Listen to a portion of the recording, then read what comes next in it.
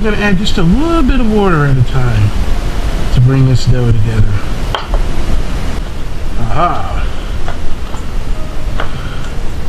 Now the measurements here were approximately 3 cups of 00 semolina flour, 3 eggs, a teaspoon and a half of salt, approximately maybe about a teaspoon, and about a cup of water, a little bit less than a cup of water. We're going to let that sit for a minute. You can see how the dough is already formed. So at this point, I'm going to let it sit, and we're going to start working on the Italian meatballs. Alright, now as far as our meatballs, we've got our bread in there. I'm going to eyeball this, approximately about a 1/3 cup of half and half. And what I want to do then is whisk this all together. This is our binder.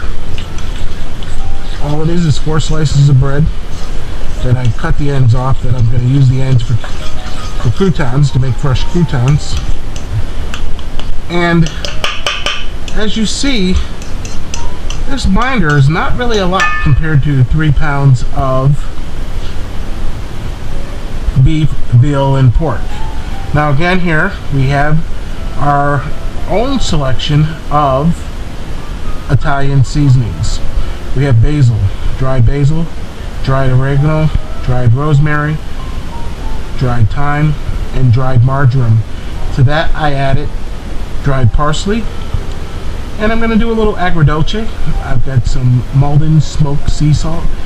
Around the whole world, chefs love this smoked sea salt, Malden smoked sea salt. I've got some brown sugar, and I've got my acid, a little red wine vinegar. Give it a little swirl here with your fingers. We're going to add all those spices into that mixture. We're going to add a little bit of grated Parmesan cheese. That's about maybe 3 or 4 tablespoons.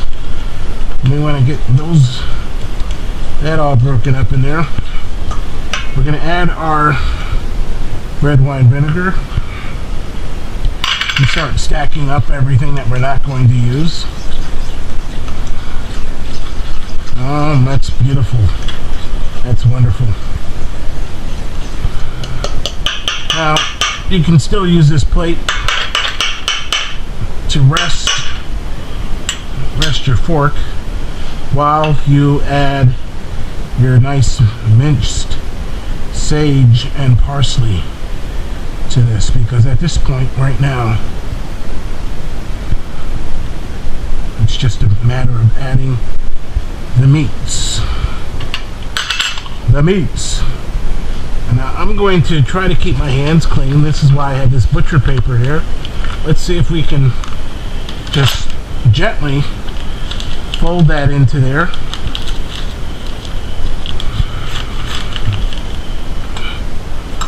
And in here, I'm going to move this out of the way for a minute. I'm going to add a little bit of fresh garlic, 3 cloves to be precise.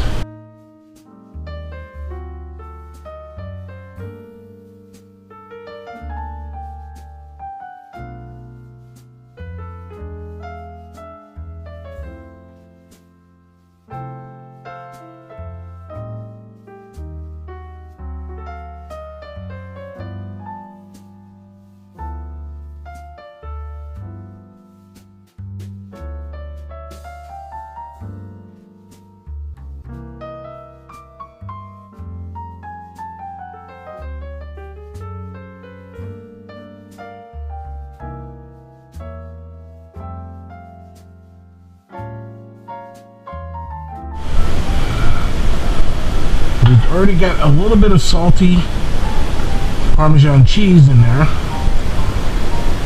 for flavoring, but we're also going to add, I have a paper towel here, clean paper towel. We're going to add roughly a little bit of salt. And the way you do this is to run it through your fingers. You don't want to use too much salt.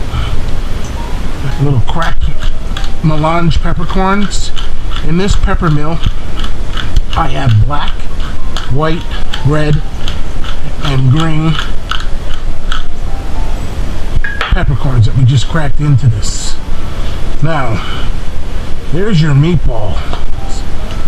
Okay, there's your meatball mixture, which then leaves us time to then take and put some wonderful Sicilian extra virgin olive oil on our baking sheet, because this is where the meatballs are going to sit and bake on.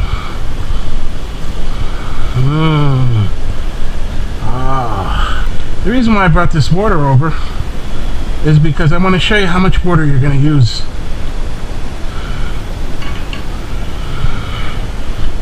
In roughly about 5 sprinkles, finger sprinkles of water. And now to get the meatballs more mixed together, I should have probably put this on this glove on my other hand, because these gloves don't seem to like to go on when your hands are wet. But if you get the nice bigger, larger size of vinyl gloves, they're not so hard to get on. Here's where a little bit of kneading of the meatballs. I'm not going to knead this too much. Again, look what I'm using. The same thing I used with when I made the pasta over here. I used the fork. Why? To clean off my fingers and to be able to help me navigate and move the ingredients around. I'm going to give them, just fold it over. That little bit of water makes all the difference, because you need to have this meatball mixture needs to be stringy a little bit. Take this ice cream disher and fill it. Scrape off the edge. 1, 2. Getting this approximately filled without 3, 4,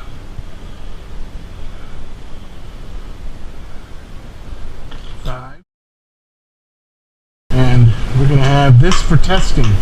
What do I mean testing? Because I'm going to test this by frying this little portion in the pan to see how much salt I want to add. A little bit of water on my hands. And baby meatball. Look, I'm not pressing them. I'm just forming them. Oh, baby. That's it. Wet hands. That's it. Meatballs.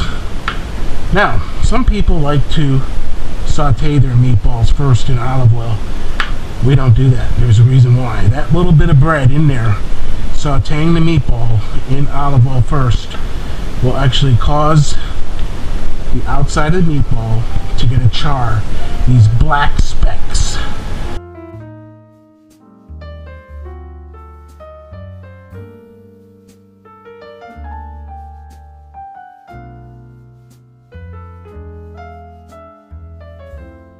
In order to vacuum seal them, you need them to be a little bit solid. So then you can take them out of the oven, cool them on a baking rack or no rack, cool them on a granite counter like here, and then let them sit until they're cool. Then stick them in the freezer with just some saran wrap over them, and let them get, a little bit frozen on the outside. Then you're able to move them easier, and then you can vacuum seal them. Which is, I don't recommend freezing them and keeping them frozen for more than maybe 2 months.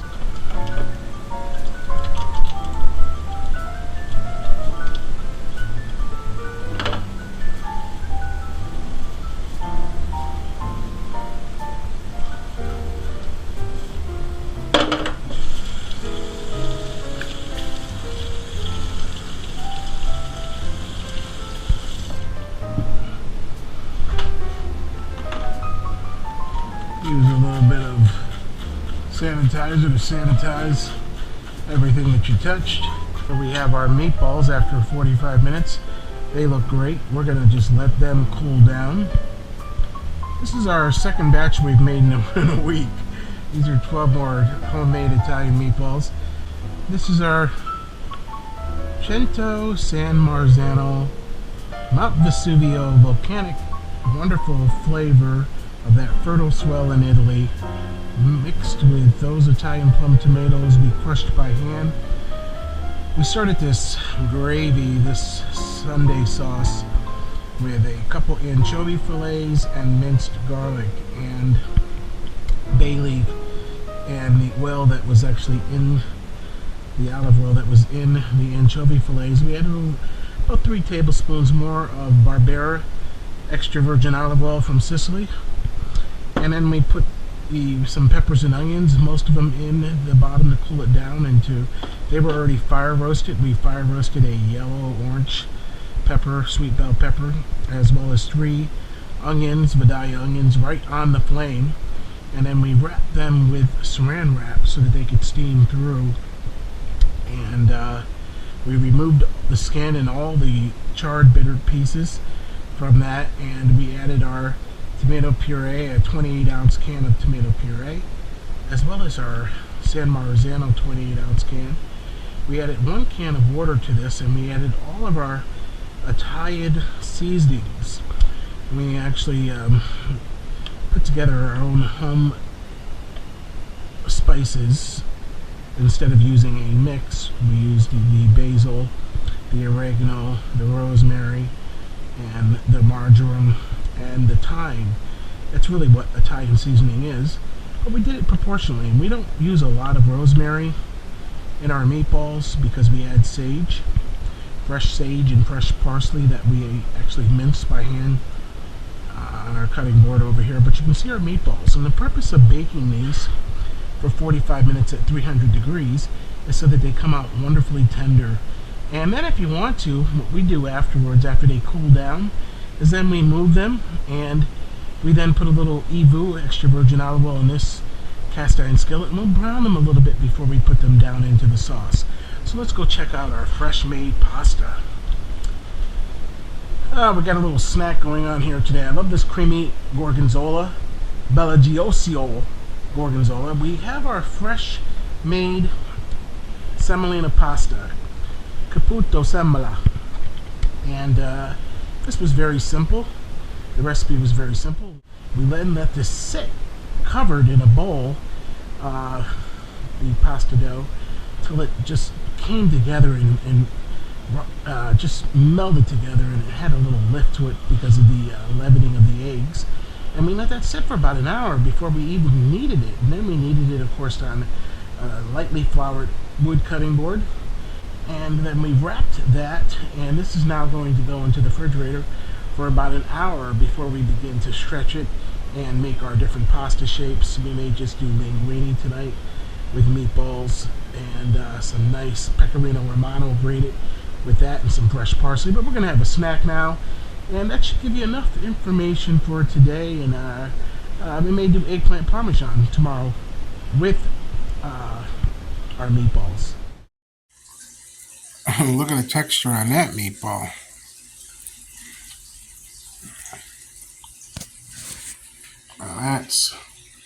That's tender, fork tender. Look at that.